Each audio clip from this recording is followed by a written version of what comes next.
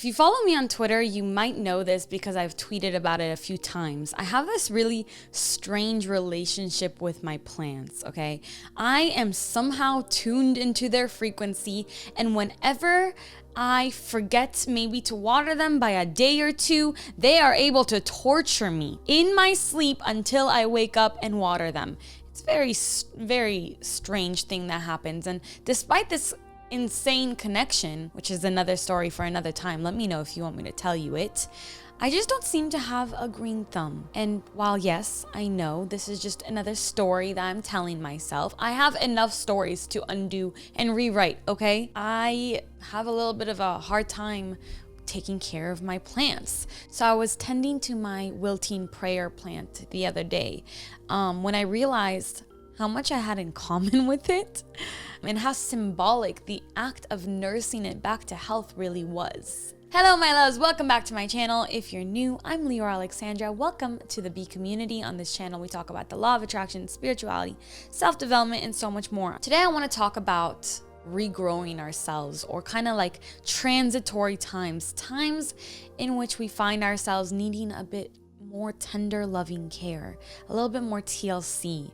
times in which we need to find ourselves again. I find that maybe once or twice a year I kind of check in with myself and I'm like, okay, it's time to get back to myself. And in the last 2 years, really almost 2 years, it's been, we've all needed a little bit more love, a little bit more compassion to ourselves and to other people. It's been hard. It's been hard for everybody. The world is a lot right now. Maybe on a smaller scale, you've given your all to a relationship that's shown no fruit. Or maybe you've forgotten who you are because you're so busy with your life and being all these different things for all these different people. Or maybe a bout of depression has just kind of taken you off track and you can't really find the light right now. I want to talk about how important it is to take care of ourselves and how we can constantly check in with ourselves to come back to this better place, especially when we've lost ourselves for a little bit of time. And like for me, for example, I've had a pretty stressful year. In the grand scheme of things, everything's been great, everything's wonderful, but I am going through my Saturn return right now, and if you don't know what that is, I'll link it down below for you. I have a video explaining it with an astrologer, and it's been a little bit stressful, especially in terms of relationships and with my identity and figuring out who I am, what I'm not, what I am. I'm kind of getting emotional right now thinking about it, but it's been kind of a difficult year, and I had to re-find a little bit of grace for myself and a way to bring myself back out of the darkness. And I feel like I have done that, but it's very important to take it slow. So I'm going to talk about all that in this video, but before we get started, I do want to give a big shout out to our lovely new sponsor, NordVPN. If you don't know what a VPN is, it's a virtual private network, and over the past couple of years, actually, with the urging of my brother, who's an IT guy, I've been looking for the best one out there.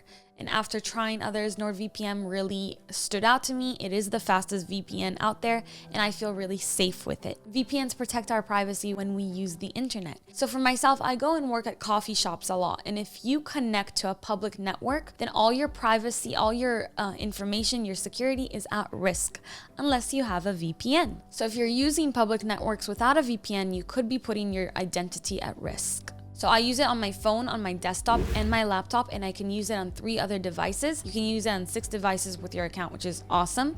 And if you don't want your browsing activity tracked, if you don't want your privacy infringed upon, you need to up your privacy game with NordVPN, which also, by the way, lets you access blocked content from other countries. So for example, if you're like me, you want to watch some anime from Japan that might not be on the US's Netflix, you change your VPN to a server in Japan, and then you can access Netflix in Japan. I don't know if I'm even allowed to say that, but because they're sponsoring this video, if you go to nordvpn.com/Leeor or use the code Leeor, you can get a huge discount on their 2-year plan plus an additional 4 months. So you can protect your privacy and the privacy of your family as well. Thank you to NordVPN for sponsoring this video, and thank you for anybody who clicked the link below. It really helps out the channel. So like I was saying, the idea for this video came from me the other day while I was sitting and tending to my prayer plant. I'd left town for a week, and even though I really thought I had my watering schedule down, I guess I was off a little bit, and it had withered horribly by the time I came back. I also came back a little bit later than planned. So when a prayer plant's leaves turn brown, there's no saving them. It's really sad, actually. I felt so bad for my carelessness, but as I sat down to pull out the withered leaves, I realized how much I had in common with the plant at that moment. I know that's weird, but it's so interesting how the second that we put our phones down and the videos down and the computers down and the technology, and we do something as kind of intimate as just working with a plant and back to nature as working with a plant, right? Even if you don't have a green thumb like me, how these ideas come to flow in, and you get these bigger insights about who you are and about your life. And I just saw myself, and I resonated with this plant because I just got out of a relationship that had left me feeling, it was a hard breakup. It was kind and loving, but it was hard and it dragged out for a long time. And it left me feeling pretty withered myself. I had stopped taking care of myself like I like to, and I forgot about my boundaries. And this also, is in the bigger scheme of things, with all the stress going on in the world. All that stress contributed to just not taking care of myself like I usually do, and losing myself, really, physically, emotionally, spiritually, in all these different ways. And the worst part is that I didn't really have anything to show for it, because we think that sacrificing things for other people is going to make those people happy, but in the long term, other people want you to be happy with yourself first so that they can take care of themselves, right? So I realized I also needed to pull out my withered leaves.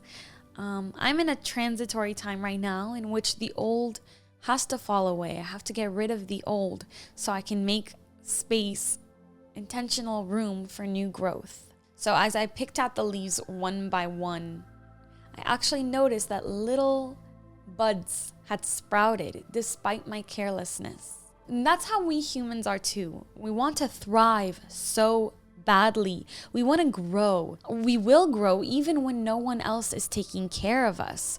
We will grow because we have this mighty will inside of us to keep growing, to keep trying, even as we're falling apart. We have this desire, and it could be very small. It could be this tiny little sprout, this tiny little budling, but it's there. It's there for all of us. We're not hopeless. We're not helpless. There's something there so with plants, I think I was looking this up, and a plant might look like it's dead on the outside, but it could still have really good roots. And as long as there's a tiny bit of greenery, even if it doesn't look alive, that means that you shouldn't give up on the plant and you can nurse it back to health. And I think that's the same with humans. Each one of us has that tiny little thing, like, don't give up on yourself yet. There's that tiny little sliver of hope that can grow into this beautiful thing. But those little buds need to be looked after and taken care of. They can't be neglected, right? Once they sprout. Just like children and just like us, they must be nurtured and nourished so they can grow into their full potential. So I sat down and I made a list of the things that I was going to do for my plants, for all my plants, because I realized I could take better care of all of them.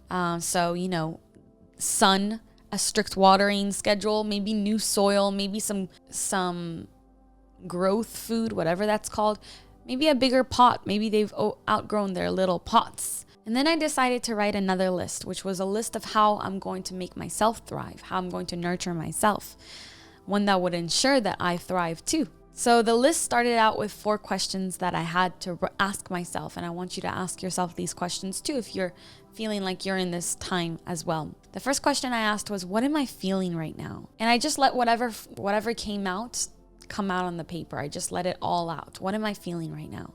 And I was honest with myself. If you can't be honest with yourself, you can't do the work. Spirituality and self-development and being mindful and presence, it requires a high level of honesty, not just with others. It's very important to have that level of honesty with other people, but with yourself. Can you look at what you're actually feeling? And the second question I ask myself is, what do I need right now?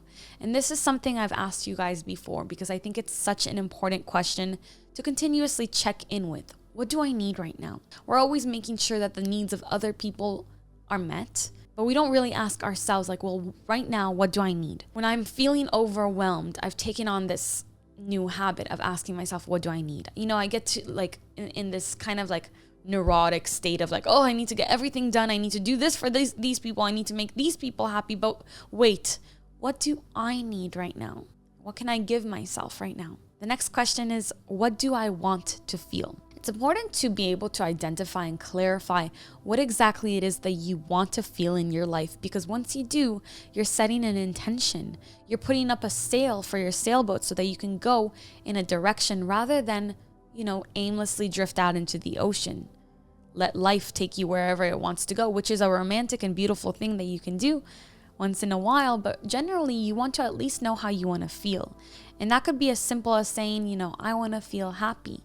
That's what I want to feel. I want to feel relieved. I want to feel safe. I want to feel secure. Knowing what you want to feel will set that sail for you. So the next question I ask myself is, what do I need in order to feel the way I want to feel? So what do I need to give myself? And the answers came out immediately, as if they were lying in wait for me to just ask the questions already. I was feeling scared. I was feeling insecure. I was feeling a bit unworthy. I was feeling really impatient. Suddenly I became impatient.